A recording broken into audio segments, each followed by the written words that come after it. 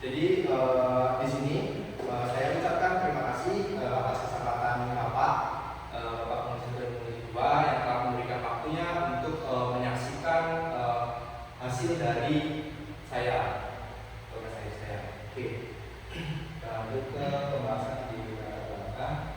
Oke, jadi latar belakang ini perkembangan teknologi Internet of Things atau IoT saat ini semakin pesat dan mulai diterapkan pada berbagai bidang. Salah satunya adalah sistem keamanan akses. Namun pada kenyataan masih banyak laboratorium kantor maupun gedung pendidikan yang menggunakan sistem akses konvensional berupa kunci mekanik atau kunci manual. Nah, sistem tersebut memiliki beberapa kelemahan. Yang pertama, kunci dapat hilang ataupun diduplikasi sehingga berpotensi menimbulkan masalah keamanan. Nah, yang kedua, sistem itu konvensional tidak mampu mencatat siapa saja sih yang masuk maupun keluar gitu Pak. Nah, yang ketiga, malahan tidak dapat dilakukan monitoring secara real time karena tidak adanya pencatatan aktivitas aksesnya. Oke, selanjutnya di sini. Oh, ini masih pembahasan di sini Pak, masih ada untuk bahas lagi. Nah, ini beberapa penelitian terdahulu memang telah menggunakan teknologi RFID untuk membuka pintu secara otomatis. Nah, namun penelitian tersebut sebagian besar hanya berfokus pada proses autentikasi penggunanya saja. Belum banyak penelitian yang mengintegrasikan autentikasi RFID dengan sistem komunikasi data yang ringan serta penyimpanan data historis yang lebih efisien. Nah, di sisi lain, penelitian mengenai MQTT ini menunjukkan bahwa protokol ini sangat ringan dan cocok digunakan pada perangkat IoT. Nah, itu isi dari latar belakang saya. Oke, selanjutnya kita lanjut ke slide selanjutnya.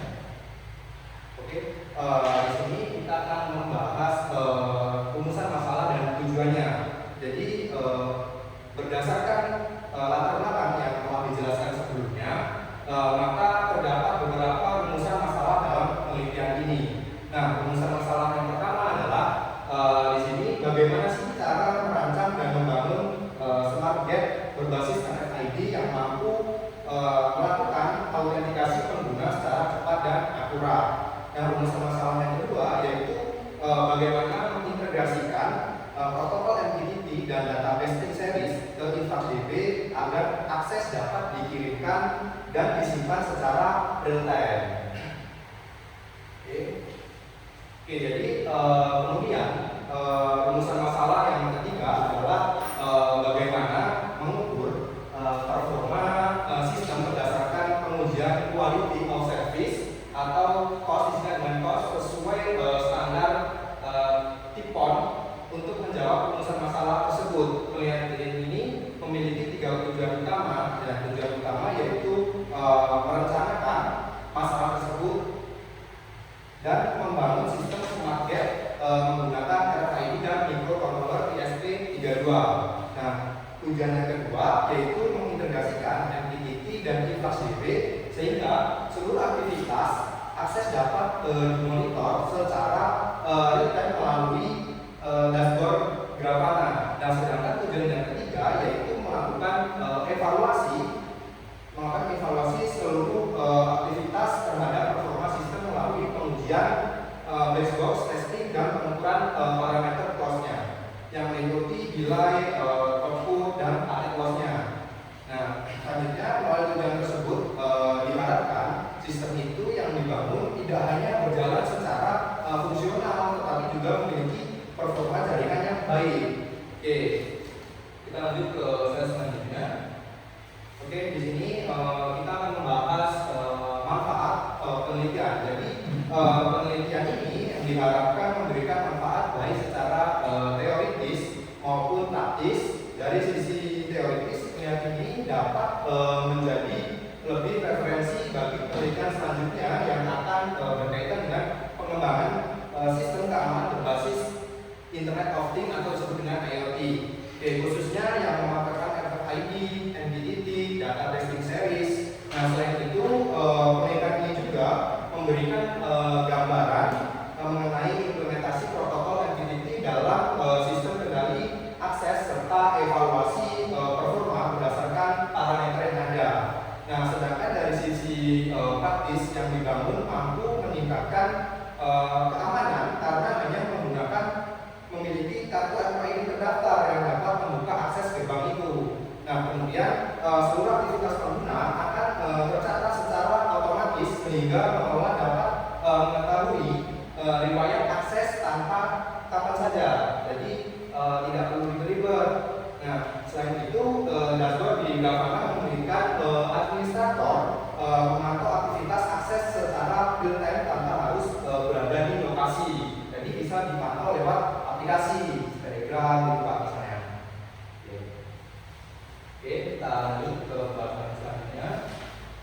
Oke, di sini setelah kita tadi membahas manfaat penelitian, selanjutnya saya akan menjelaskan beberapa teori yang menjadi dasar dalam perancangan sistem smart gate ini. Nah, di sini untuk kajian teorinya, jadi pada saat ini kita akan menjelaskan beberapa teori yang menjadi dasar dalam penelitian ini. Jadi teori yang pertama adalah radio frequency identification atau RFID.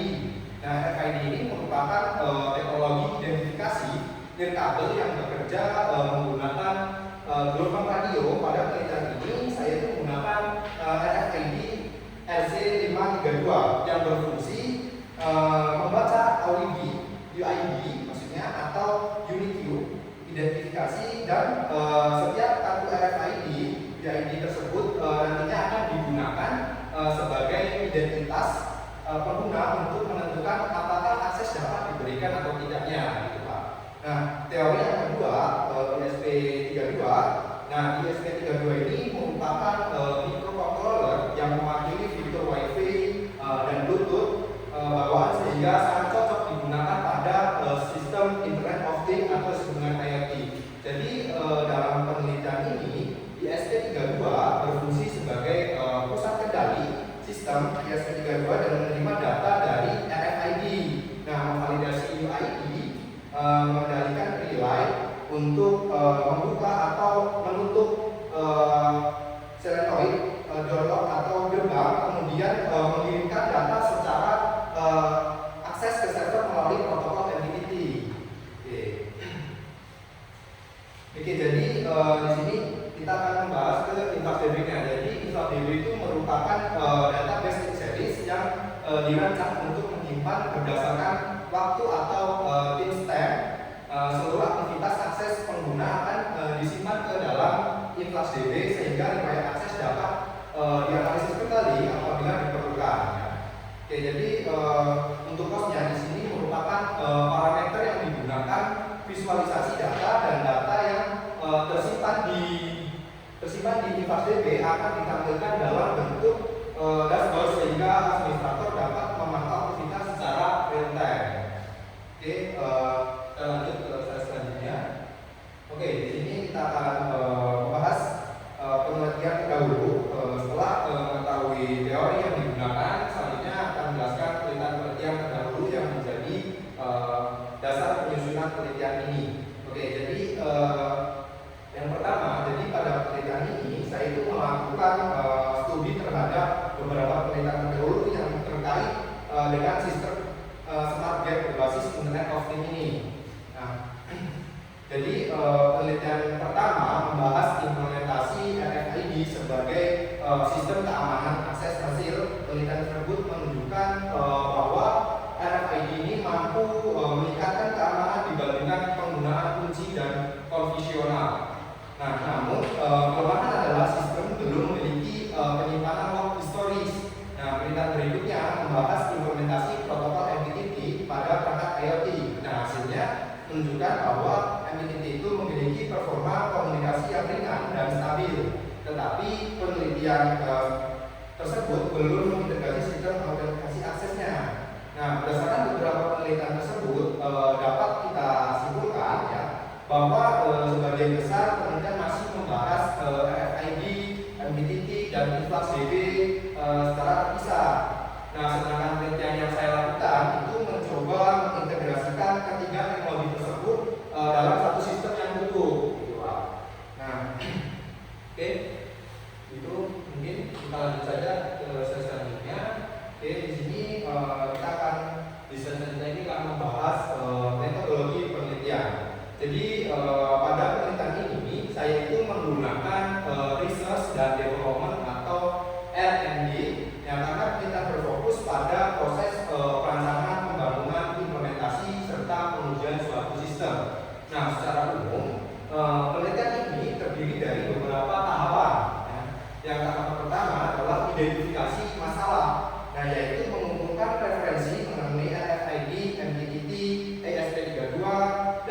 DB, Grafana, dan quality of service. Nah, tahap yang ketiga adalah analisis kebutuhan. Nah, analisis kebutuhan ini meliputi kebutuhan perangkat keras maupun perangkat lunak yang digunakan. Nah, yang tahapan yang selanjutnya, tahapan yang keempat adalah perencanaan sistem.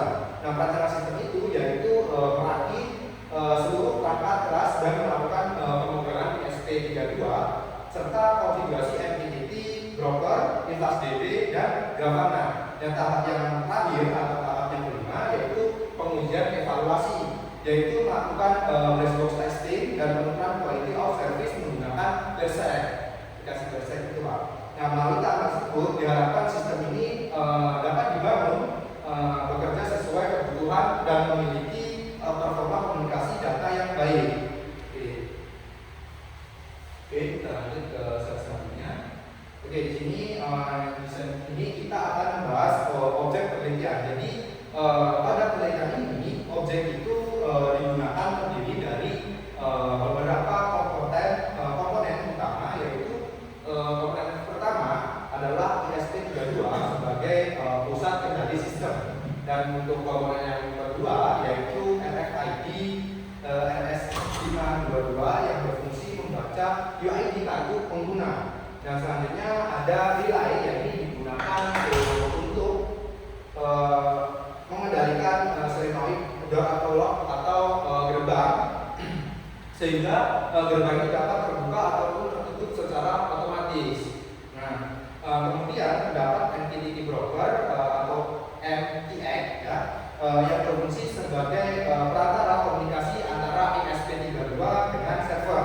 Nah, seluruh data itu akan diakses kemudian disimpan ke dalam InfluxDB sebagai database in series, dan data itu yang telah tersimpan selanjutnya akan divisualisasikan menggunakan grafas sehingga administrator dapat memonitor akses secara real time. Nah, secara keseluruhan objek penelitian ini membentuk suatu arsitektur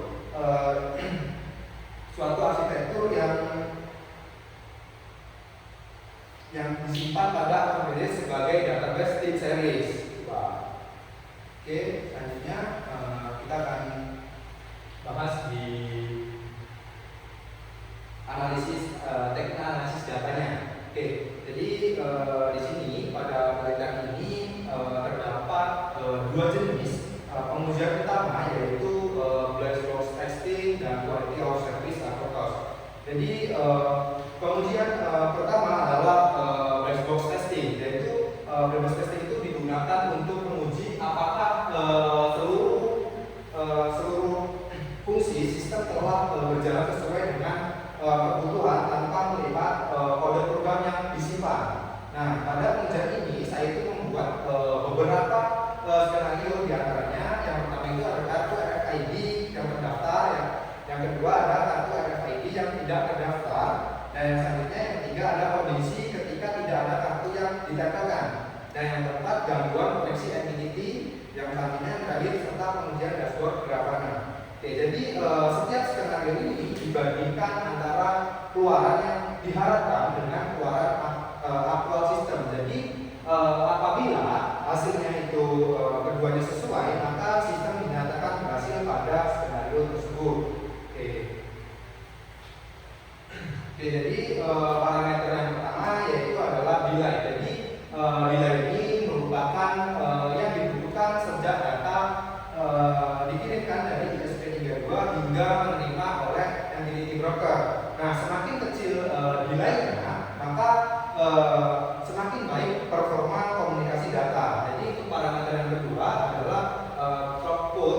Nah, throughput ini adalah menunjukkan jumlah yang berhasil dikirim dalam satu satuan waktu.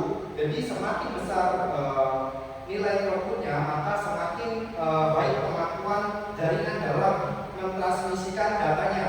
Nah, sedangkan parameter yang ketiga adalah paket loss. Jadi paket loss ini menunjukkan persentase paket yang hilang selama proses pengiriman. Oke, untuk memperoleh data tersebut saya menggunakan aplikasi Berserk sebagai network analyzer. Nah, seluruh paket MQTT direkam menggunakan Berserk, kemudian dihitung delaynya, menggunakan throughput dan paket loss sesuai dengan rumus yang ditampilkan pada saat ini. Oke. Lanjut ke slide selanjutnya. Ya, di sini kita akan membahas dengan hasil penelitian atau penutup. Jadi untuk ini berdasarkan hasil implementasi yang telah dilakukan. Jadi untuk sistem smart gate ini berhasil dibangun sesuai dengan rancangan penelitian yang ada.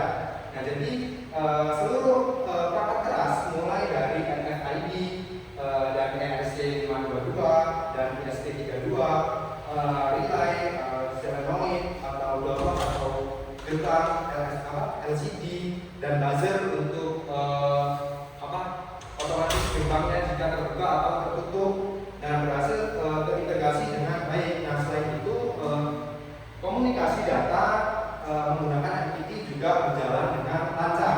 Nah, setiap aktivitas akses berhasil dikirimkan menuju ke MQTT broker, kemudian disimpan ke dalam InfluxDB.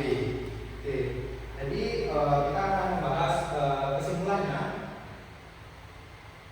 Oke, di sini jadi semuanya berdasarkan hasil penelitian yang telah dilakukan terdapat 3 kesimpulan utama, yaitu kesimpulan yang pertama, sistem smart gate itu berbasis RFID berhasil dirancang dan diimplementasikan menggunakan ESP32. Dan sebagai pusat pengendali, sistem itu mampu melakukan autentikasi penggunaan secara otomatis berdasarkan UID kartu RFID. Nah, kesimpulan yang kedua, integrasi MQTT, InfluxDB dan Grafana itu berhasil diterapkan sehingga seluruh aktivitas akses dapat dikirimkan, disimpan, dan dimonitor secara real-time. Nah, dengan demikian, administrator tidak hanya mengetahui kondisi pintu saat ini, tetapi juga mewakili riwayat akses yang lengkap. Nah, kesimpulannya ketiga, berdasarkan hasil pengujian black box testing, seluruh fungsi sistem berjalan dengan baik. Nah, sedangkan pelaksanaan pengujian quality of service atau sekalian cost tadi, sistem memiliki performa komunikasi yang penuh kategori baik menurut standar TIPOR. Oke, selanjutnya kita slide yang terakhir. Oke, jadi di sini penutup. Jadi demikian presentasi tugas akhir yang dapat saya sampaikan. Mohon maaf apabila masih terdapat kekurangan baik dalam penyampaian maupun penelitian yang saya lakukan. Saya ucapkan terima kasih kepada Bapak Penguji 1 dan Penguji 2. Apabila ada pertanyaan, mohon dipersilakan. Terima kasih Mas Yaya. Jadi untuk pertanyaannya kali ini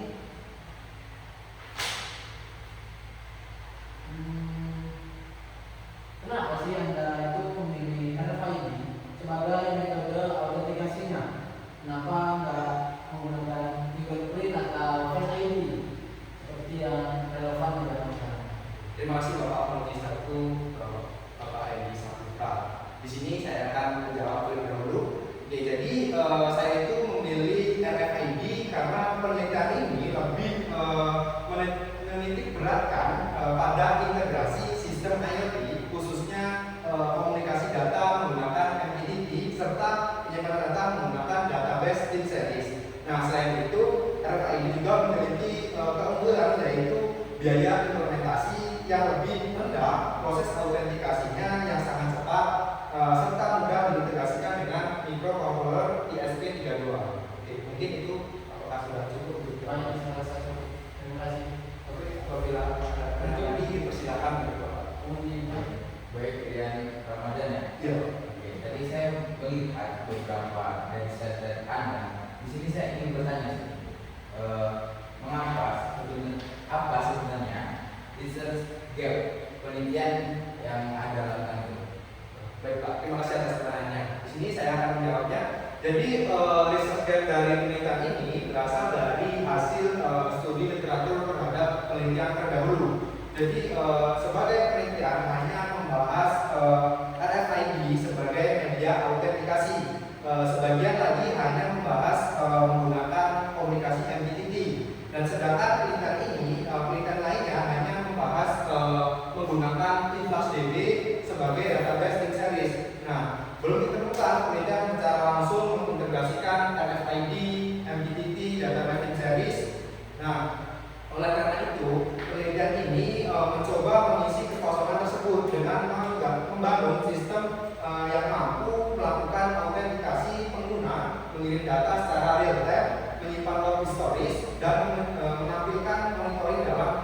itu. Oke, apakah ada pertanyaan lagi untuk Bapak penguji 1 dan penguji 2? Mungkin ini pertanyaan terakhir dari saya. Tadi menggunakan Influx DB ya sebagai database-nya. Nah, kenapa menggunakan Influx DB? Kenapa tidak menggunakan MySQL? Coba. Oke, jadi untuk pertanyaannya mungkin langsung saya jawab ya. Nah, jadi untuk InstaDB ini merupakan database in series yang memang dirancang untuk menyimpan data berdasarkan team span. Jadi pada penelitian ini seluruh data akses selalu menampilkan informasi waktu sehingga data itu berkarakteristik tersebut sangat sesuai dengan InstaDB, Pak. Nah, selain itu juga InstaDB itu memiliki kesempatan untuk read tinggi serta query tentang waktu yang lebih efisien dibandingkan database relasional seperti MySQL. Nah, InstaDB juga memiliki integrasi bawaan dengan Grafana sehingga proses visualisasi data menjadi lebih mudah. Apakah Terima kasih. cukup? Terima kasih. Oke, ya, mungkin ini pertanyaan terakhir dari saya. Saya ingin bertanya sih, mengapa Anda itu menggunakan ISP32, tidak menggunakan interfaktorial yang lainnya? Coba sih jelaskan. Maaf Pak, bisa diulang? Mengapa Anda menggunakan ISP32? Oke, di sini kalau jawabannya pertanyaannya kenapa saya menggunakan ISP32.